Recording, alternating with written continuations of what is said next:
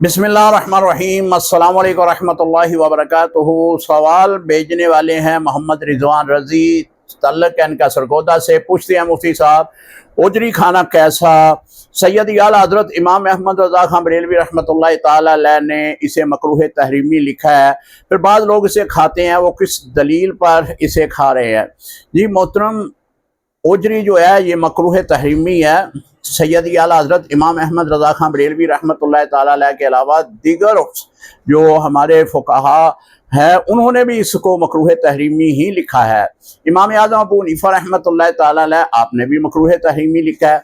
इसका मकरूह तहरीमी होने की जो दलील दी गई है वो ये है कि नबी अलैहिस्सलातु वस्सलाम ने इसे पसंद नहीं फरमाया, और इस बिना पे नहीं फरमाया कि ये गलाज़त की माजगा है, गलाज़त इसमें जमा होती है, तो हज़ूर अलैहिस्सलातु वस्सलाम ने इसे पसंद नहीं फरमाया। हलाल जानवर के वो 7 अज़ा जो मकरूह तहरीमी में लिखे गए हैं उनमें इसका भी जिक्र किया गया है।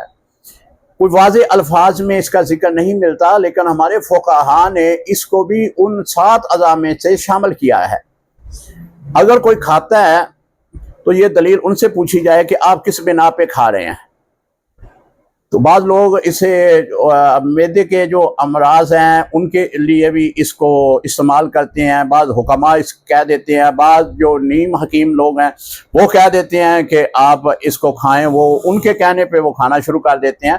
लेकिन उजरी का खाना मकरूह तहरीमी है। अस्सलामु अलैकुम रहमतुल्लाहि व बरकातुहू।